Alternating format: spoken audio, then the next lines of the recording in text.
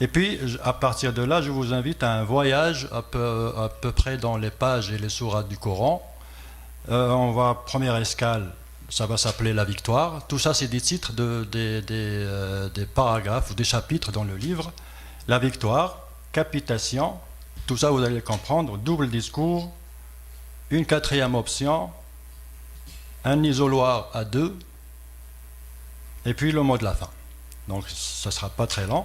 Bien sûr, le livre, il contient beaucoup plus que ça, mais il fallait l'adapter pour une. Donc l'affaire Jamil Ibn Habib, moi personnellement, j'en ai pris connaissance à peu près il y a 2 ou 3 mois, et automatiquement j'ai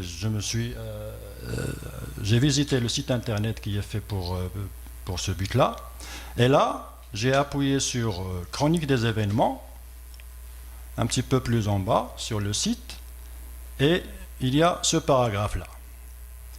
Alors, qu'est-ce que ça dit, ce paragraphe-là? Ça dit que, juin 2012, site internet des écoles musulmanes de Montréal est hors ligne, et ce pour une période de plusieurs mois, jusqu'à son remplacement à l'automne 2013. À noter que toutes les références litigieuses aux versets coraniques ayant été à l'origine du blog de Mme Ibn Habib en février 2012 ont été retirées, ainsi que les photos des petites filles voilées. Je pourrais vous dire que c'est ça qui a un petit peu déclenché ma réaction en quelque sorte, parce que je me suis posé la question, références litigieuses aux versets coraniques ayant été à l'origine ont été retirées. Et je me suis posé la question, pourquoi les avoir retirés? Sont-ils des versets gênants, ou compromettants, ou dégoûtants? On a droit à une réponse. Qu'a-t-on cherché à cacher? Bon, je peux me permettre de vous dire que c'est l'attitude-là qui a un petit peu éveillé ma curiosité, parce que ça ressemble en quelque sorte à un homme qui a trompé sa femme et qui efface les SMS de son cellulaire. Ça ressemble exactement à ça. Sauf que là, il s'agit de versets coraniques. Et c'est là le problème. Qu'a-t-on cherché à cacher? Donc, nous, on peut toujours les chercher parce que le livre est toujours là. Donc, pour le livre, il y avait un problème, parce que le livre en arabe, il n'est pas, bon, d'après ce qu'ils disent, il n'a pas été changé depuis sa rédaction il y a à peu près 1400 ou 1500 années. Mais en ce qui concerne la traduction française, là ça pose problème, parce qu'il y a plusieurs traductions, et la traduction de l'arabe au français, ça obéit à plusieurs critères, les motivations du traducteur, entre autres. Donc, moi, tout simplement, je me suis adressé au site internet du Centre culturel du Québec. Ça représente l'islam ici au Québec. Donc, voici leur site internet. J'espère que c'est visible ici, sans problème. Donc, quand on va un petit peu plus bas sur la page, on trouve la rubrique de téléchargement et on trouve le Coran arabe en français, en PDF. C'est disponible à tout le monde. Tout le monde peut le vérifier, tout le monde peut le voir, tout le monde peut le télécharger. Donc là voilà. Et puis en ce qui concerne aussi la traduction, cette version, elle a quand même une certaine notoriété. Pourquoi? Parce que c'est une version adoptée par l'Arabie Saoudite. Vous voyez? Le royaume de l'Arabie Saoudite. Le royaume de l'Arabie Saoudite, bon, juste pour le rappel, c'est là, et c'est là où il y a la Mecque, et c'est là où il y a le tombeau du prophète. Autrement dit, il y a plusieurs traductions, vous pouvez, bon, bien sûr, chacun s'amuse à traduire comme il veut, et là, pour pouvoir se retrouver, moi j'ai choisi celle-là parce que, à mon avis, c'est comme si vous lisez la Bible, traduite en arabe, mais approuvée par le Vatican. Comme ça, personne ne pourra rien nous reprocher par la suite. Donc, la traduction, on a résolu le problème. Traduction en français. D'ailleurs, la traduction là, c'est l'Arabie Saoudite, elle a créé, ça fait quand même beaucoup d'années, un complexe qui s'appelle le complexe Roi Fahd pour la traduction, l'impression et la diffusion du Coran de par le monde, dans toutes les langues. C'est une institution qui est hautement notoire, et donc on peut la version que j'ai choisie, je pense que personne ne peut rien me reprocher par la suite, puisque c'est une version assez reconnue. Voilà. Donc là, pour trouver les versets, bon, nous avons bien sûr la table des matières. Ça commence par la première et ça finit par la 114, puisqu'il y a 114 surahs ou chapitres dans le Coran. Donc pour retrouver les chapitres concernés par notre recherche, donc les voilà, les versets, les surahs dont les références ont été supprimées. La première, c'est la sourate numéro 55. La voici. Ça, c'est l'entête qui a été prélevée sur le PDF. Et la sourate, l'événement, la voici dans son en-tête. Donc là, les versets qui ont été publiés sur le blog de Jamila par la suite, c'est ce que j'ai vu par la suite. Donc le verset 74 qui dit qu'avant eux, aucun homme ou djinn n'a défloré. Et puis par la suite, la sourate 56, c'est dit, et il y a aussi le mot défloré qui se répète, je ne vais pas vous lire tous les versets. Alors, en écoutant l'interview de Madame Ben Habib avec Benoît Dutrisac, et c'est de là où le problème a commencé, les mots qu'elle a repris dans son entrevue, son interview, c'est défloré. Sauf que, bien sûr, il y a aussi eau bouillonnante, il y a fournaise, mais en voyant bien sûr la sourate, on peut trouver sur le verset 56 le même mot qui se répète, défloré. Mais il y a pire encore. Vraiment, il y a pire encore. Parce que sur la sourate 56, le verset numéro 58, ça dit exactement « Voyez ce que vous éjaculez ». Donc la défloration, éjaculation, tout va dans le même sens. Et ça, c'est des versets, personne ne les a inventés, c'est eux, c'est leur traduction, c'est... Donc voici les versets qui ont posé problème. Mais on peut voir d'autres choses. Juste dans ces versets-là, on peut voir d'autres problèmes. Regardez ici. Ici, on dit « eux ». Voici d'autres mots qui sont problématiques. Ici, on dit qu'avant eux, aucun homme n'a défloré. Eux, c'est qui? Ils trouveront, blablabla, c'est qui? De qui on parle? Eux aussi. C'est les bons. D'accord. Ici, les de ceux qui avaient traité de mensonge la résurrection, blablabla, ceux, on va les jeter dans l'eau bouillonnante, on va les mettre dans la fournaise. De qui on parle? Les mauvais. Ok. Donc, et pire encore, le verset 95 et 86, ça c'est la certitude. On met cette certitude dans la tête des enfants de 5 à 10 ans. Ils vont grandir avec ça. Alors la question que je pose, pourquoi une telle division de l'humanité dans la tête d'un enfant? Dans quel sens? Vous voyez? Donc,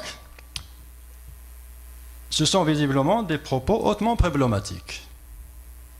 Mais y en a-t-il d'autres? Combien de squelettes dans le placard? C'est là la question que je me suis posée. Le programme suivant comporte des propos pouvant ne pas convenir à un jeune public. Nous préférons vous en aviser. Alors, on va commencer par la première sourate. Ne vous inquiétez pas, on ne va pas s'étaler sur tout le Coran. Ne vous inquiétez pas. Alors, la première, c'est celle-là. C'est la sourate, prologue ou ouverture, c'est elle qui commence tous les livres du Coran que vous trouvez. Mais là, il y a un problème. Ce chiffre-là, numéro 5, là, c'est la sourate numéro 1. Bon, c'est clair. Mais ce chiffre-là, c'est l'ordre chronologique de la révélation. Quand on va à la deuxième, c'est la sourate Al-Baqarah, la sourate la vache. Là aussi, on a un problème, parce que là, il est la deuxième sur le livre, mais chronologiquement, elle est au numéro 87 sur 114. Donc, il faudrait revoir tout ça. Si on veut bien lire le Coran, au moins le lire selon l'ordre chronologique de révélation. Donc, partant de là, qu'est-ce que j'ai fait? J'ai fait un graphique que je vous montrerai. Le voilà. Là, j'ai pris les sourates du Coran selon l'ordre qu'ils ont dans le livre. Et en fonction du nombre de versets. Il y a celle qui contient 5-6 versets, d'autres qui contiennent 240 à 280 versets. Donc c'est là où il y a la hauteur, ça change. Et puis d'un autre côté, les rouges ont été révélés à Médine et les vertes ont été révélées à la Mecque. Sur le livre, ils sont parfaitement mélangés. Il n'y a aucune logique. Vous commencez par la 87, vous passez à une autre, une médinoise, après une mecquoise, et ainsi de suite. Et ça crée beaucoup de problèmes pour rester dans les normes. Donc, mais en mettant ça sur l'ordre chronologique de la révélation, voici ce que ça a donné. Les vertes, ce sont les médinoises. Les rouges, plutôt les verts, c'est les mecquoises. Les rouges, c'est les médinoises. Alors, maintenant, voilà ce qu'on va faire. La première ici, la première qu'on nous demande de lire, la prologue. En réalité, elle est la 5e. La deuxième qu'on nous demande de lire, ça on l'a déjà vu, elle est au niveau 87. La troisième, la voilà, c'est la 89. La quatrième, c'est la 92. La cinquième, c'est la 112, c'est carrément la dernière. La huitième, sur le livre, elle est au niveau 88.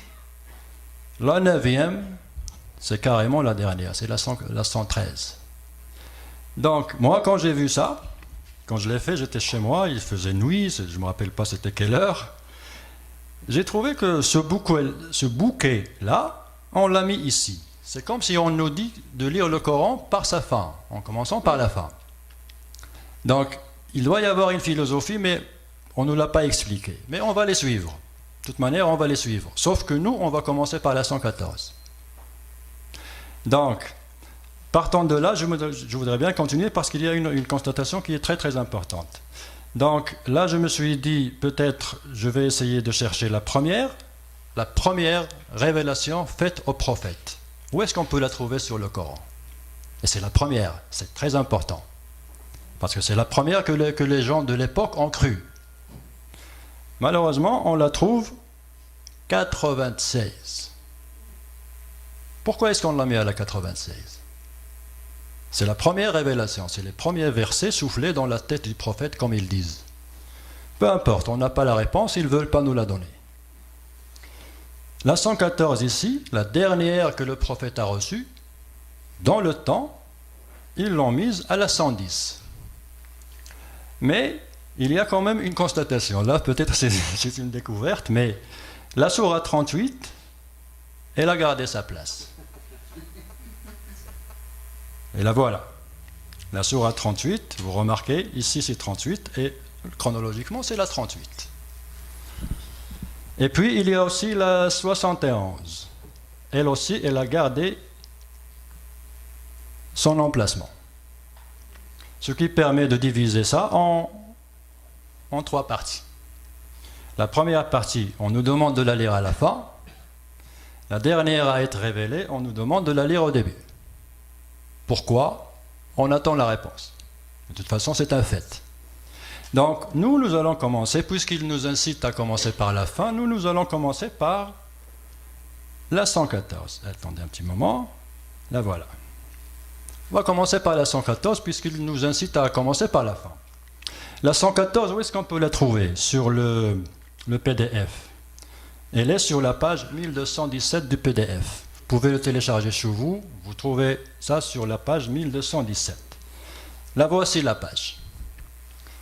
Et la voici la sourate. Comme je vous ai dit, elle porte le numéro 110, mais en réalité, elle est la 114e, c'est la dernière. Qu'est-ce que ça dit? Lorsque vient le secours d'Allah, ainsi que la victoire, et que tu vois les gens entrer en foule dans la religion d'Allah, alors par le louange célèbre la gloire de ton Seigneur. Ici, on parle d'une victoire. c'est très clair, c'est un message victorieux. On est en train de célébrer une victoire. Sauf que c'est une victoire, moi je me suis posé la question, la victoire elle est là, mais elle est de quelle nature? Est-ce que c'est une victoire militaire ou scientifique ou diplomatique ou comment est-ce qu'elle est? C'est une victoire par le nombre. Plus on est nombreux et plus on est gagnant. Et ça se voit jusqu'à nos jours dans notre réalité. Mais le hasard, peut-être le hasard ou je ne sais pas, ils ont mis en haut, juste sur la page, la même page, vous déplacez juste votre regard en haut, vous tombez sur la Sourate 18. Alors remarquez la différence de temps qu'il y a entre celle-là et celle-là. Ça fait pratiquement une vingtaine d'années de différence entre les deux. C'est comme si celle-là a été révélée disons, en 2014 et l'autre c'est en 2024 ou 2025, ou plutôt plus que ça, 20 ans de différence. La 18, qu'est-ce que ça dit? Ça dit que ça s'adresse aux infidèles, mais voilà, on ne va pas la lire en entier, mais ce qui m'intéresse le plus, c'est surtout le 6e verset, le dernier. À vous votre religion et à moi ma religion. C'est un verset qui est très très important, et je vous explique pourquoi. Parce qu'il y a des prédicateurs qui essayent de défendre que l'islam est une religion de tolérance, qu'on accepte l'autre, qu'on n'a pas de problème.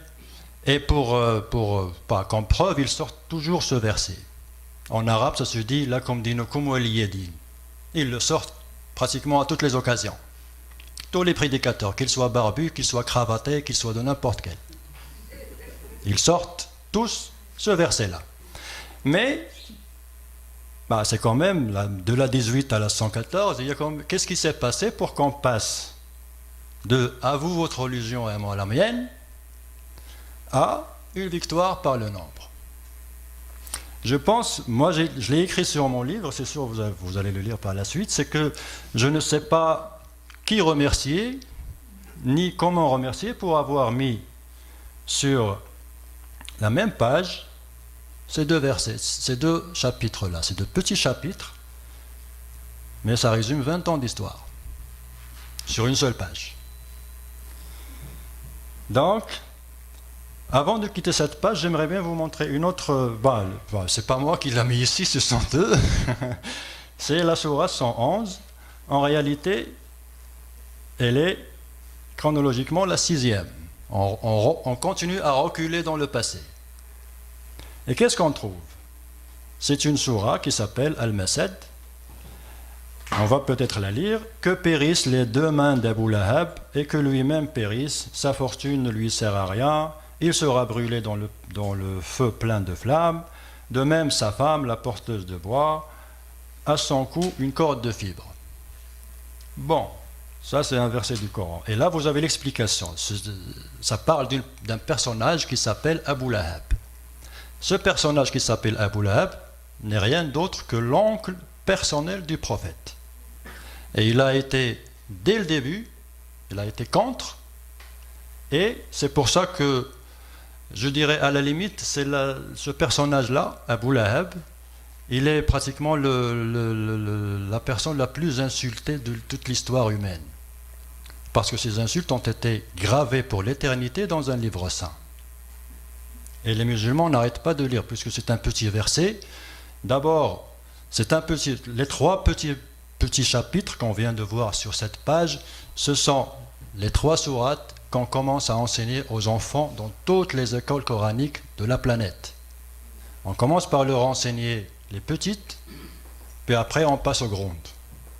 Parce que les versets qui ont posé problème par rapport à Jamila, la sourate 55, la sourate 56, les versets qu'elle a pris comme exemple, la réalité c'est que la sourate 55, la sourate 56 et la 57, les 3 font partie du programme scolaire des pays musulmans pour passer du primaire au secondaire. Moi-même je les ai appris par cœur, à l'âge de 10 ans. Alors vous imaginez, je ne suis pas le seul. Vous pouvez demander à n'importe quel arabe que vous connaissez de votre entourage, il vous dira que pour passer du primaire Au secondaire, il a dû apprendre 206 versets dans l'ordre. 3 sourates. Al-Rahman, Al-Waqi'a ou Al-Hadid. 55, 56, 57. Donc, de là, une constatation, c'est que l'école qui est en question, qui est à l'origine de toute cette polémique, en fait, ce n'est pas une coïncidence. Elle ne fait que reproduire le programme scolaire importé d'ailleurs. Elle ne l'a pas inventé. Ce n'est pas elle qui a imposé ces versets à ces enfants-là. Ces versets font partie intégrante du programme scolaire de tous les pays musulmans. Et de là, une question, c'est une parenthèse que j'ouvre et je ne la fermerai pas à la suite. Je me suis dit peut-être si une école québécoise décide de s'installer en Arabie Saoudite pour enseigner, je ne sais pas, enseigner la Bible ou enseigner l'humanisme, ou enseigner, est-ce qu'on va la financer? C'est une question que je pose. Bon, je ferme la parenthèse. Il reste juste un petit millimètre. J'y ai pensé tout à l'heure, mais c'est pas grave. Moi, ce qui m'inquiète, c'est surtout le micro. Est-ce que ça va? Vous entendez bien? C'est parfait. Donc, on va quitter cette page. Et bon, avant, il faudra que peut-être que je fasse une petite remarque à propos de ces insultes envers l'oncle du prophète. Je me suis demandé que font de tels propos injurieux dans un livre saint destiné à guider l'humanité. Vous voyez, y a-t-il la moindre spiritualité dans ce chapitre? Le moindre sagesse? Le moindre conseil? Le moindre enseignement spirituel ou temporel?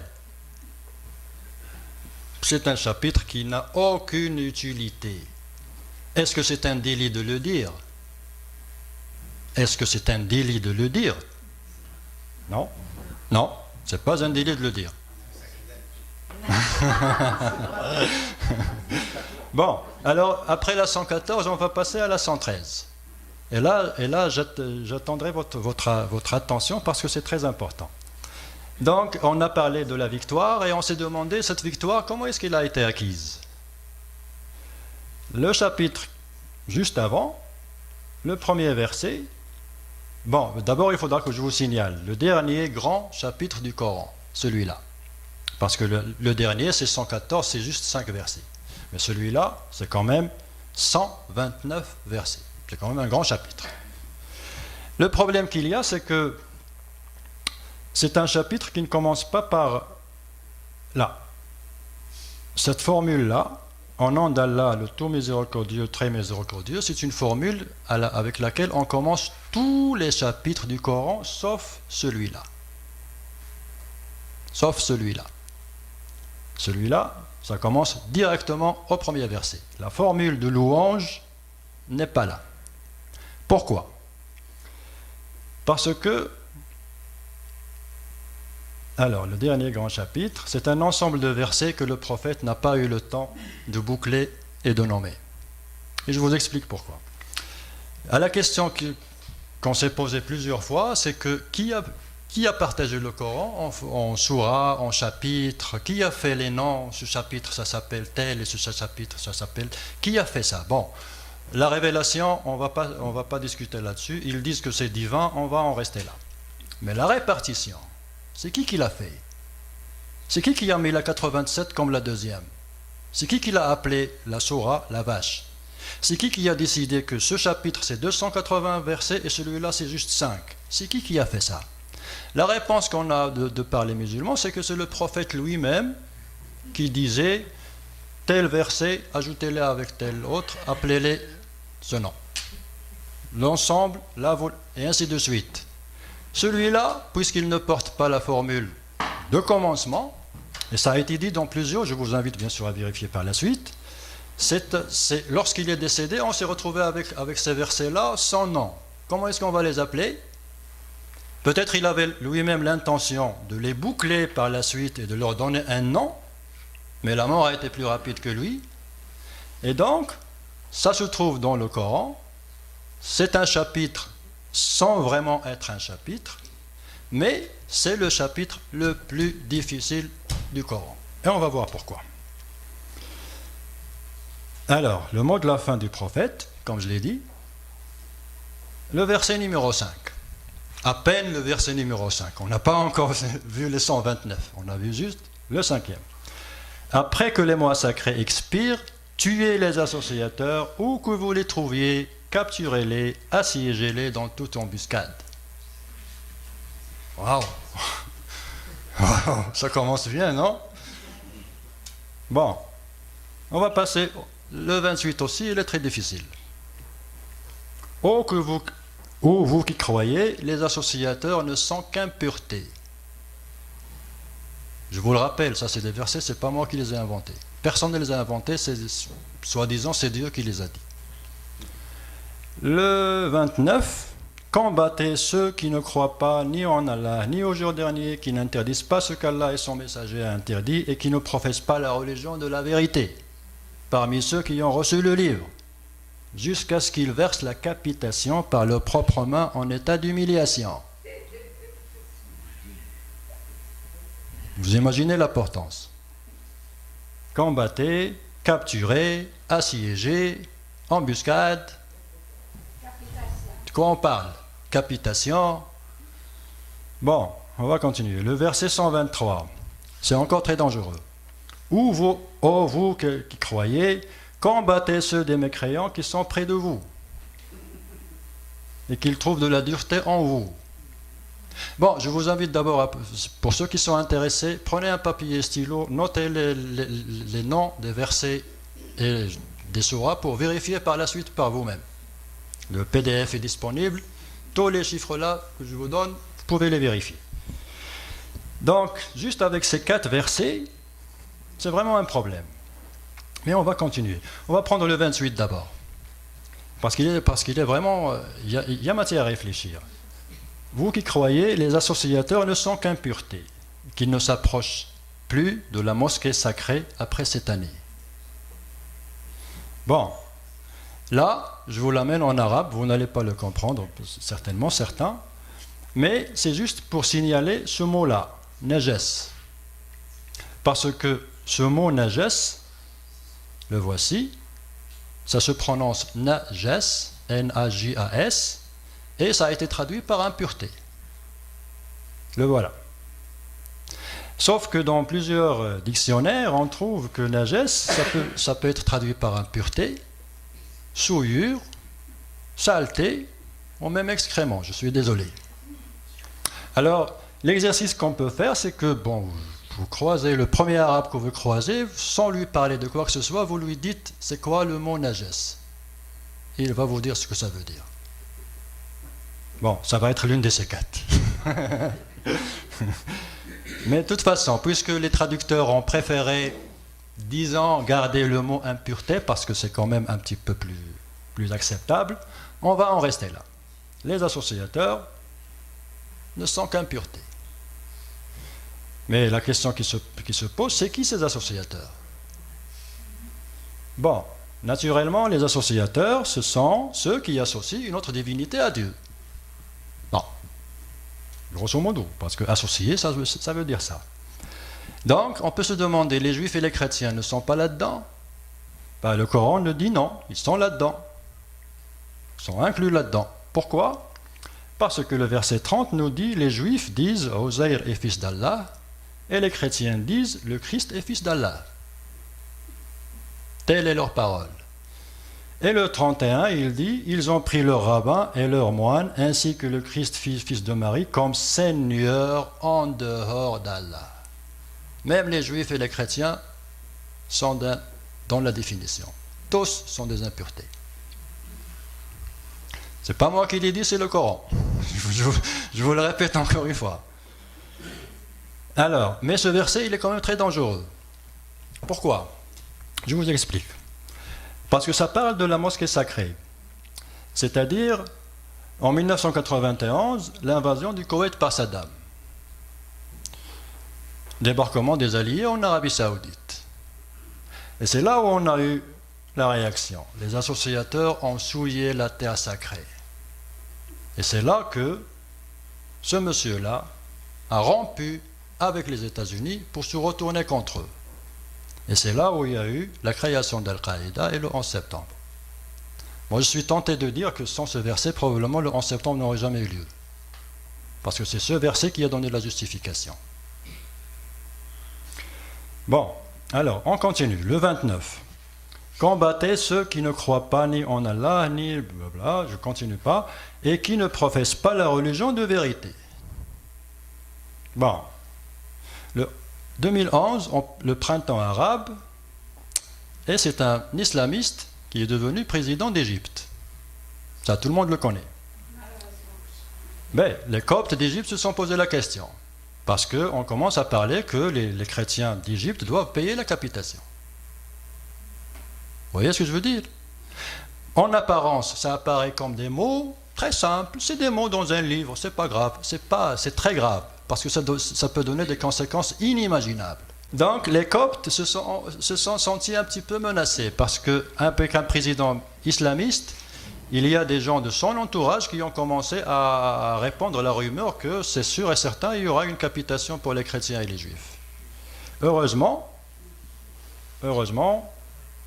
il y a eu cet homme. Je ne parle pas de lui de bien, je ne le connais pas, mais c'est quelqu'un qui a en quelque sorte sauvé l'Égypte de l'islamisme. Bon, vous connaissez l'histoire, bon, les informations sont déjà là. Donc, revenons à ce verset-là, combattez ceux qui ne professent pas la religion de vérité, jusqu'à ce qu'ils versent la capitation en état d'humiliation. Pour moi, c'est une déclaration de guerre.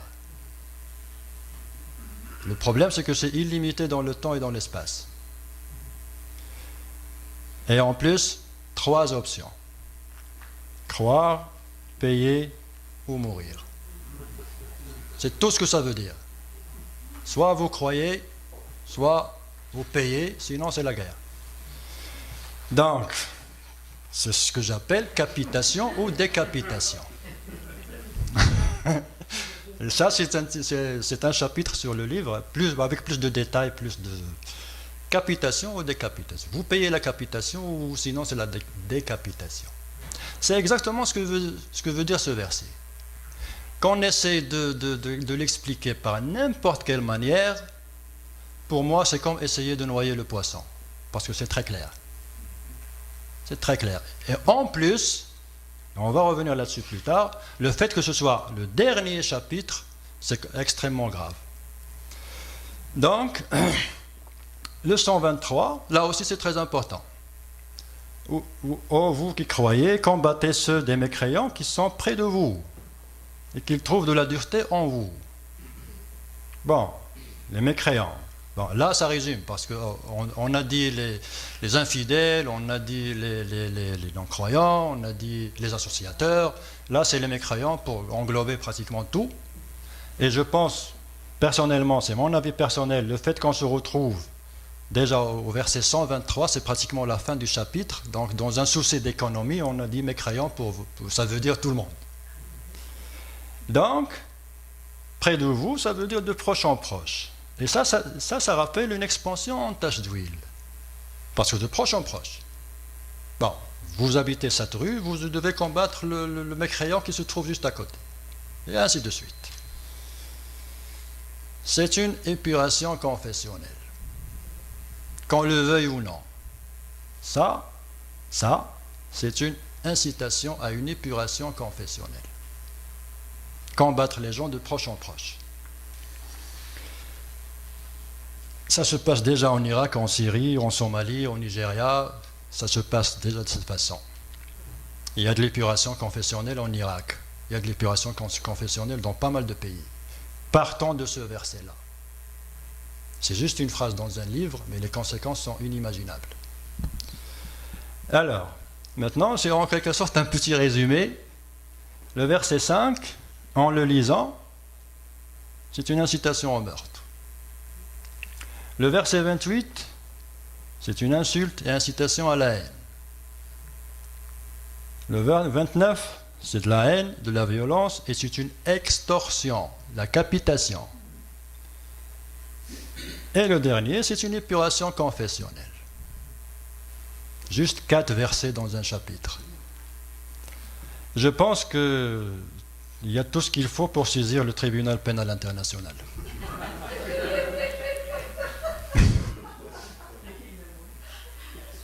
Et encore une fois, je n'ai rien inventé.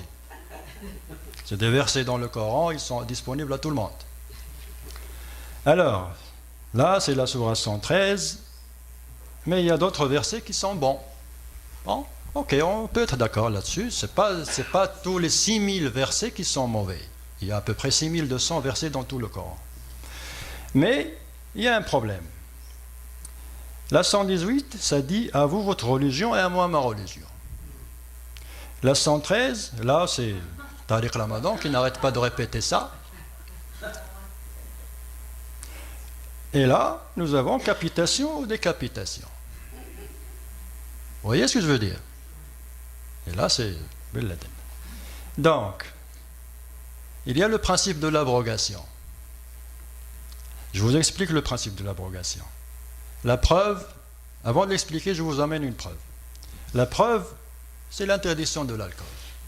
C'est la première chose qu'on remarque chez les musulmans en terre d'Occident, le halal et l'interdiction de l'alcool. Plus bien sûr le voile. Donc, c'est la première chose qu'on remarque. Dès qu'on atterrit ici, on est stigmatisé, pas d'alcool, pas de porc, les femmes voilées avec les poussettes en avant, et ainsi de suite. Donc ça, c'est des images qui se répètent et qui commencent à devenir familières. Mais il y a une origine. L'alcool, par exemple. Pourquoi l'alcool est-il interdit? Comment est-ce qu'il a été interdit d'abord? Je vous assure que 90% des musulmans ne le savent pas. Alors, ça a commencé par le chapitre 70, avant d'arriver à Médine. Et qu'est-ce que ça dit? Ça dit, le chapitre 70, verset 67, « Des fruits des palmiers et des vignes veut retirer une boisson enivrante et un aliment excellent. » Les boissons enivrantes, ce sont les boissons qui donnent de l'ivresse. Donc, les boissons qui donnent de l'ivresse, c'est un don de Dieu pour amener les gens à réfléchir plus et à raisonner plus. C'est le verset qui le dit. Par la suite, on est arrivé à 87. Qu'est-ce que ça dit? Il t'interroge sur le vin et les jeux de hasard, dit, dans les deux, il y a un grand péché et quelques avantages pour les gens, mais dans les deux, le péché est plus grand que l'utilité. Mais continuez à boire, pas de problème. Alors, on est arrivé au chapitre 92. Vous voyez, dans l'ordre, les choses sont beaucoup plus claires. Le 92, ça dit « Oh les croyants, n'approchez pas la salade quand vous êtes ivres. » C'est-à-dire, buvez quand vous le voulez, mais quand vous faites la prière, soyez sobre. C'est exactement ce que ça veut dire. Mais jusqu'à là, il n'y a pas d'interdiction. Les gens ont continué à boire. Les compagnons du prophète prenaient du vin avant l'interdiction. Et ça, ils veulent en quelque sorte l'effacer, mais c'est une vérité.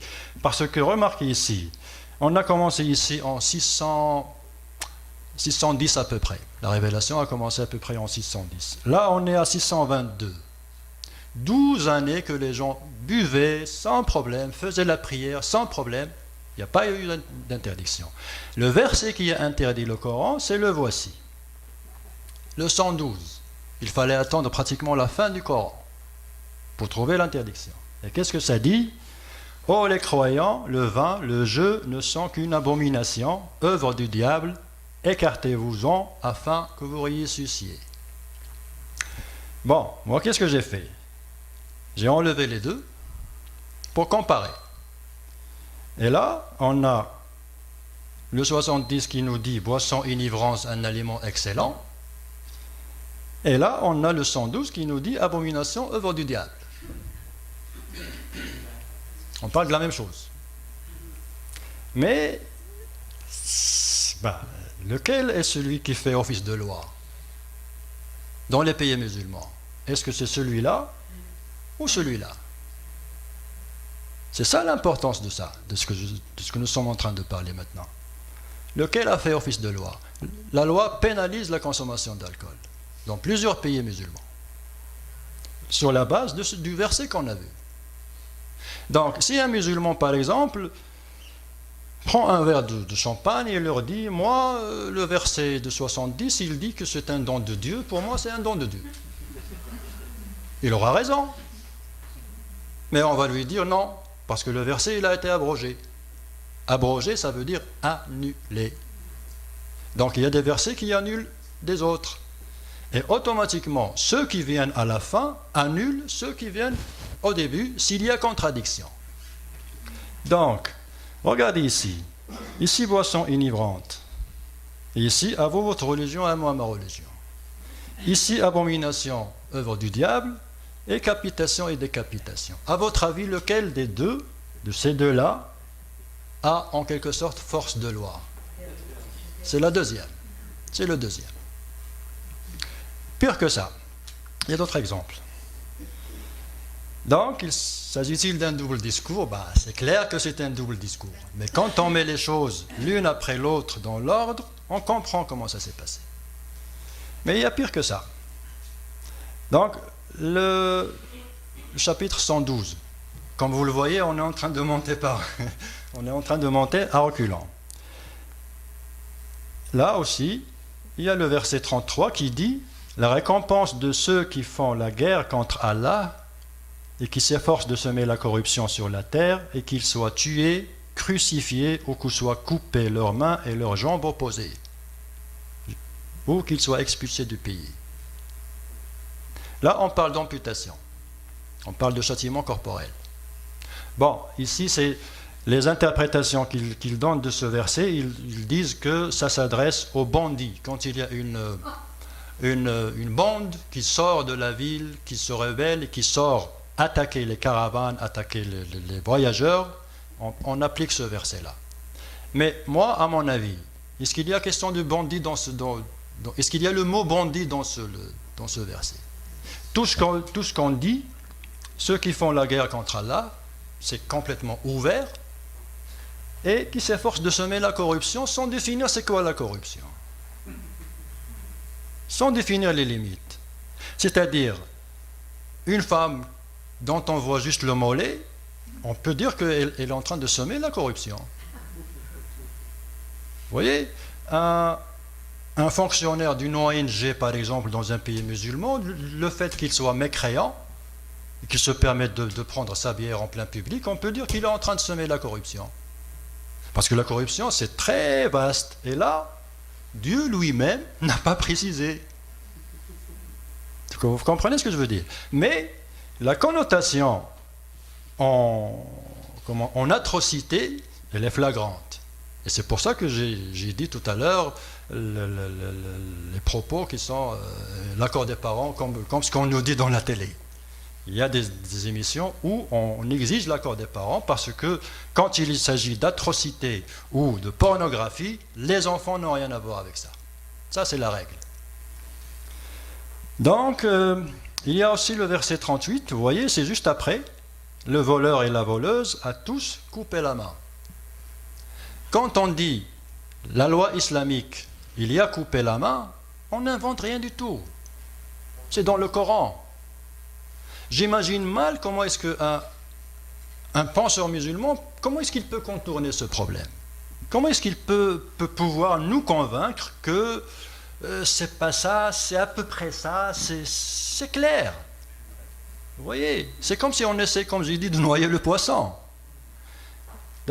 Donc, je continue, mais là, il y a vraiment une conclusion assez frappante.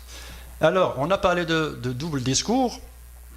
Et là, c'est les preuves coraniques qu'il y a vraiment un double discours. Pourquoi? Parce que le verset 6, c'est celui qui a interdit la consommation de porc. Toujours on parle de ce chapitre, le 112. Le verset 33, crucifixion des bandits. Le verset 38, amputation des voleurs. Le verset 90, interdiction d'alcool. Sauf que, pour une raison qu'on ne sait pas, ou on le sait, pour vous dire, on le sait, ce sont eux qui essaient de le cacher. Celui-là, il est encore d'application. Le porc est interdit. Celui-là, non, il n'est plus appliqué dans les pays musulmans. Celui-là non plus. Et celui-là, il est encore d'usage. Ce sont des versets sur le même chapitre, sur la même longueur d'idée. Pourquoi est-ce qu'on applique l'un et on désactive l'autre? Est-ce que ce n'est pas du double discours? Hmm? Non, là, oui, je comprends. Je comprends. Ça existe en Afghanistan, en Nigeria, Boko Haram. C'est ça le problème. J'apprécie beaucoup votre remarque. Mais on va y arriver.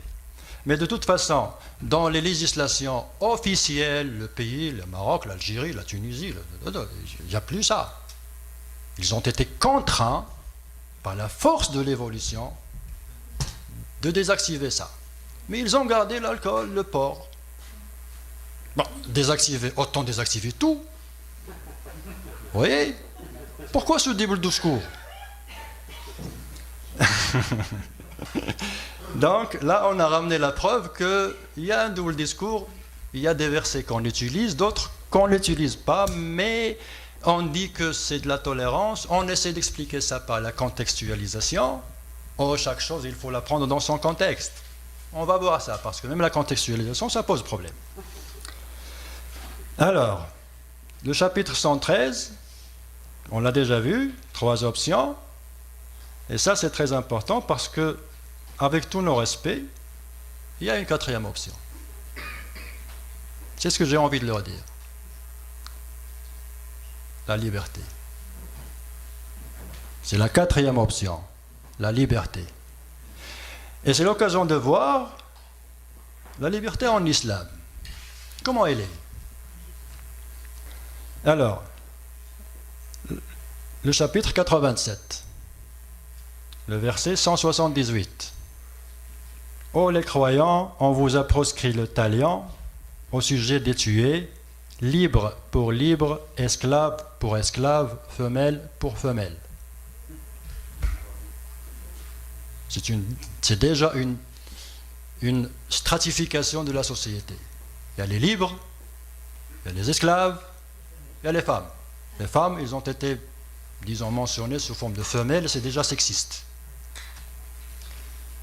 Alors, c'est une reconnaissance de l'esclavage. Explicite, rien à dire. Mais l'explication qu'il donne, c'est elle qui est un peu drôle. On va y arriver.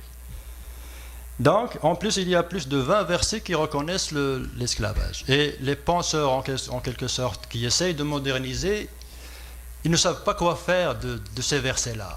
Ils sont clairs. L'esclavage a existé et elle a été entretenue par l'islam. Quoi qu'ils puissent dire. Mais je vous ramènerai leur réponse et on va la décortiquer. Donc, que faire de ces versets? Voici leur réponse. Alors ils disent qu'il était impossible à l'époque de Mohammed d'abolir l'esclavage, car les bras des esclaves étaient le moteur de l'économie. Mais ils ne disent pas les corps des femmes, c'était le moteur de quoi?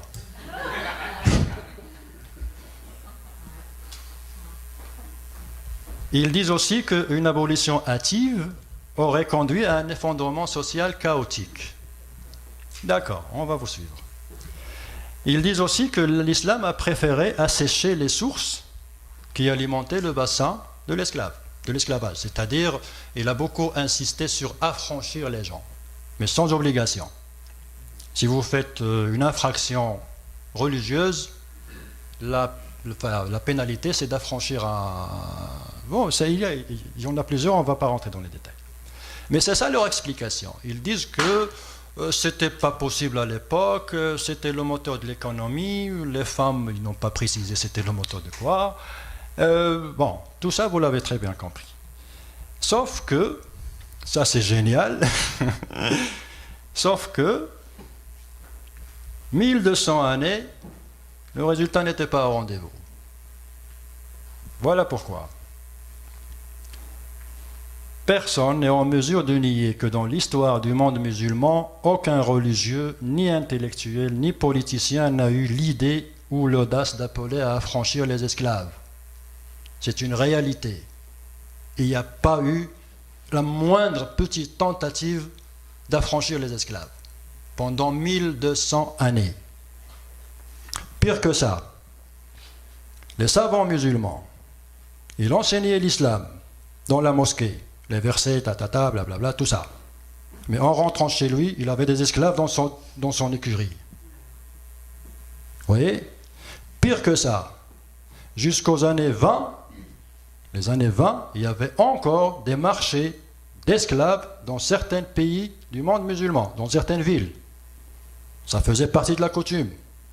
Et ce qui est encore plus grave que ça, c'est que dans ces marchés-là, j'ai même entendu, entre parenthèses, ça reste à vérifier, j'ai entendu qu'il y avait un marché d'esclaves à côté de la mosquée sacrée à la Mecque, jusqu'aux années 20, jusqu'au début du siècle dernier. Le pire dans tout ça, c'est que dans ces souks, les gens faisaient la prière dans la mosquée et rentraient dans le souk, achetaient des hommes, des femmes, des enfants, et les documents avec lesquels on s'échangeait où on faisait les transactions, c'était des documents avec lesquels on commence louange à Dieu, le tout miséricordieux, la louange qu'on a vue tout à l'heure, au nom de Dieu et ainsi de suite. Les gens se vendaient et s'achetaient au nom de Dieu pendant 1200 années. Mais ils n'ont pas le courage de l'avouer. Donc, l'esclavage et l'islam ont vécu ensemble 1200 années, depuis le premier Mohammed à Médine jusqu'au dernier Mohammed à Istanbul. L'esclavage a été aboli après la chute de l'Empire ottoman, par la force de la mondialisation de l'époque. Mais l'islam n'a jamais touché à l'esclavage. Ils n'ont jamais touché à ça. C'était la coutume, on vivait avec et bon, pas de problème, et ainsi de suite. Que l'on vienne maintenant défendre la position de l'islam vis-à-vis de l'esclavage, je ne vois pas comment. Je ne vois pas comment. S'il y a eu affranchissement de l'esclavage, des esclaves, c'est l'Occident qui l'a fait. C'est Abraham Lincoln qui a affranchi les esclaves. Ce n'est pas les musulmans. Les musulmans, ils ont été forcés de suivre parce qu'ils étaient faibles. Et le jour où, si jamais ça arrive, ils redeviendront forts, l'esclavage va revenir. Ça, c'est une conclusion. Donc voilà ce que fait l'islam de la liberté, ce qu'on a appelé nous la quatrième option. Il ne reconnaît pas la liberté. Je n'ai pas voulu rentrer dans les détails concernant l'apostasie, concernant la liberté de croyance, tout ça. Bon, c'est à discuter, mais j'ai surtout ce verset-là qui a posé problème. Parce qu'il y a une stratification.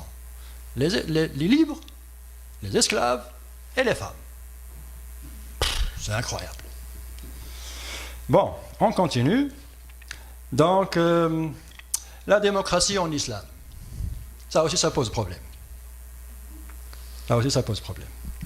Parce que il y a un verset que tous les musulmans, entre guillemets, un petit peu ouverts, ils sortent. Demandez à n'importe quel musulman que vous connaissez, l'islam et la démocratie, il va vous dire non, l'islam est démocrate.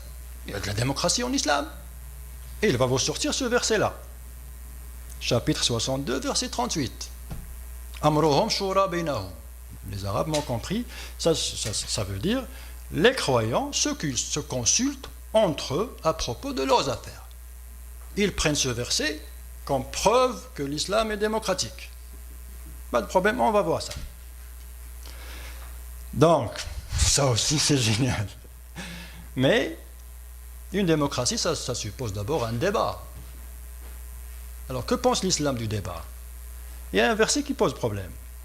Le verset 92, verset 140.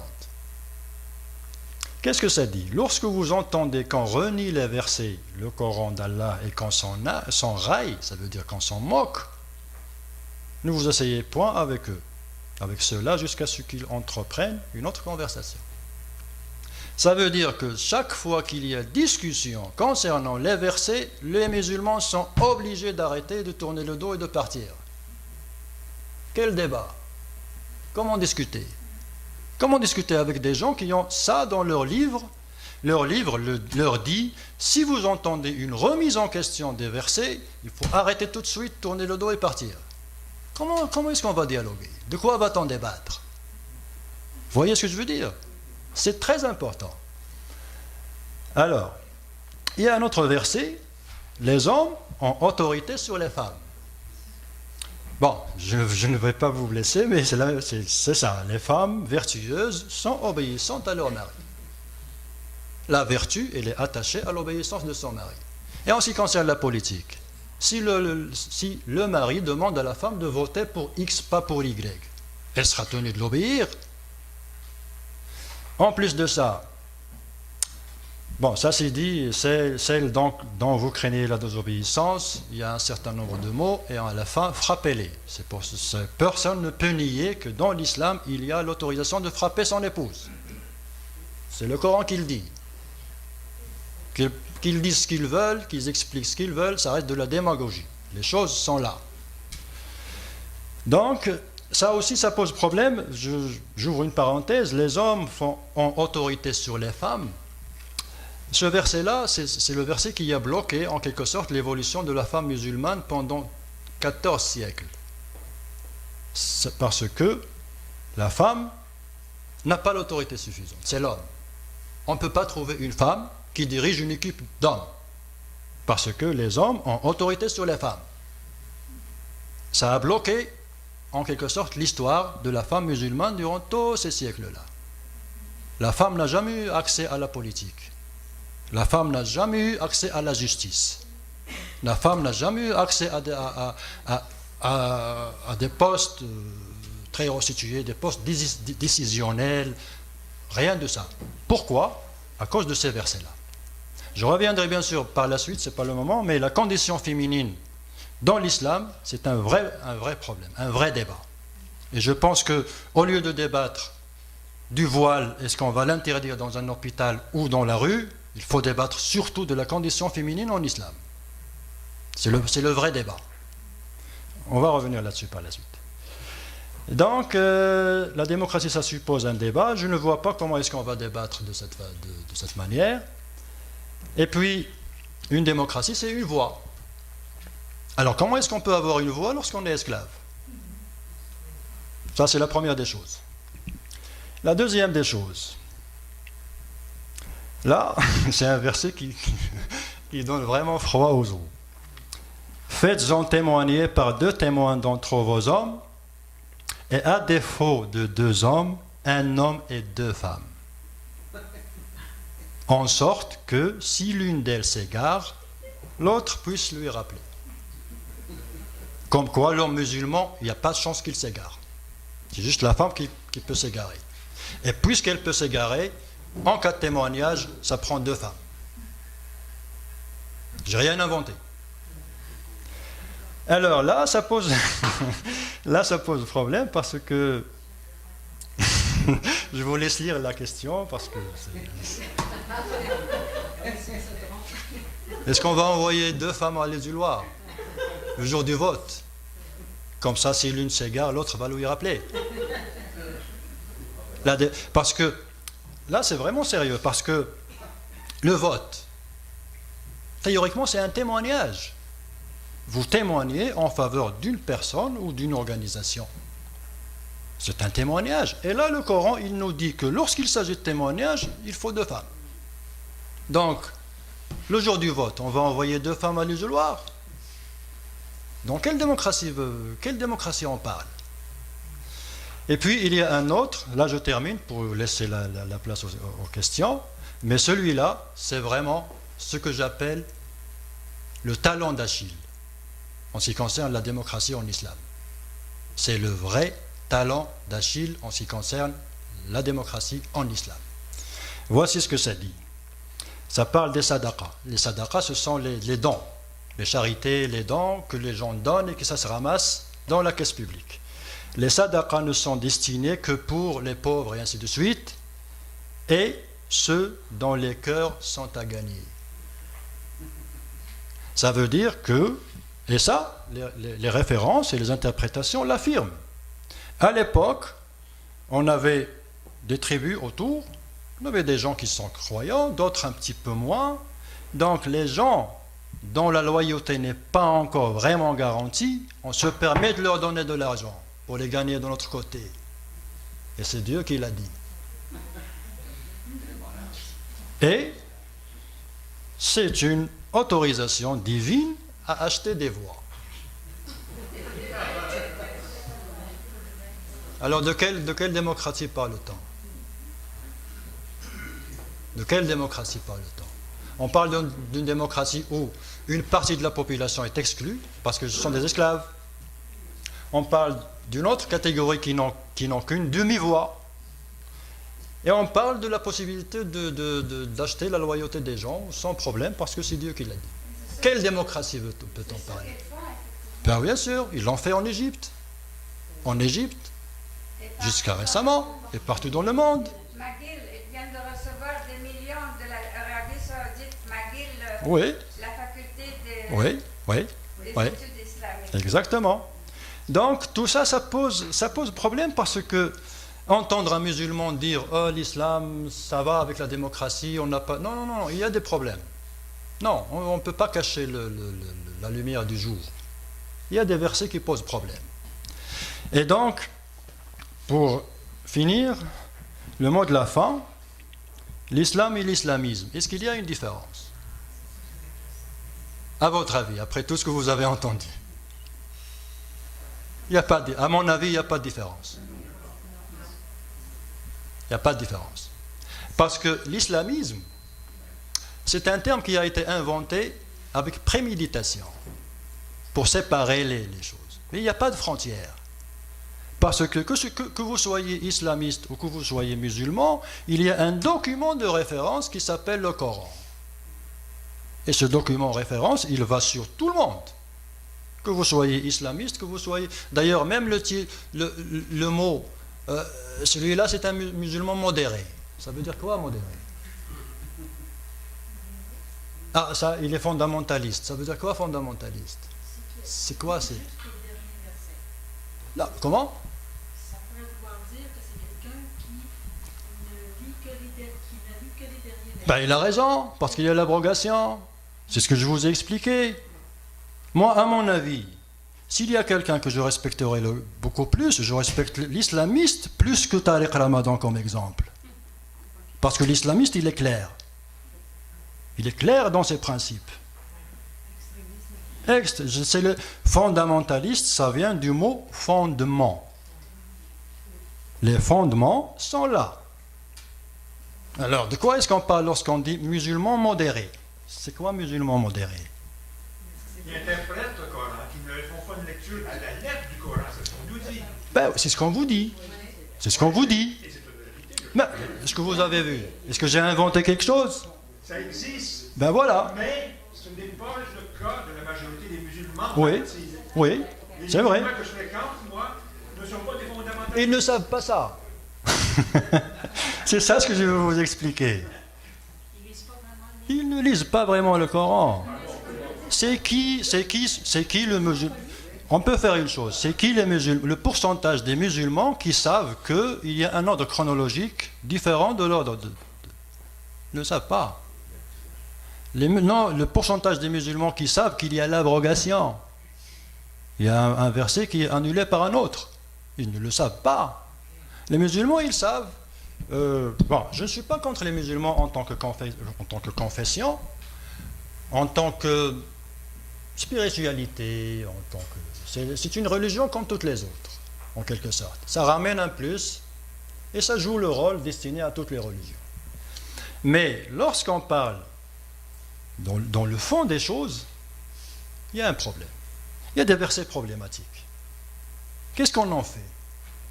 Est-ce qu'on les efface? Et vous vous rappelez, toute l'histoire, ça a commencé par des gens qui ont supprimé des versets d'un site internet. Et moi, je leur ai dit, vous ne pouvez pas les supprimer parce qu'ils sont dans le livre. Vous voyez, qu'est-ce qu'on en fait? Comme je vous ai dit, il y a un vrai problème concernant l'esclavage. Donc, qu'est-ce qu'on en fait? Bon, le débat, j'imagine qu'il y aura beaucoup de questions. Laissez-moi juste un petit moment pour terminer. Alors, de toute façon, est-ce que c'est un délit de le penser et de le dire? Tout ce qu'on a dit, est-ce qu'il y a un délit dans tout ce qu'on a dit, tout ce qu'on s'est échangé? Est-ce que c'est un devoir? C'est pas un délit. Merci beaucoup. Oui, bien sûr. Si c'est un délit, si jamais c'est un délit, je réserve ma place à côté de Jamila sur le banc des accusés.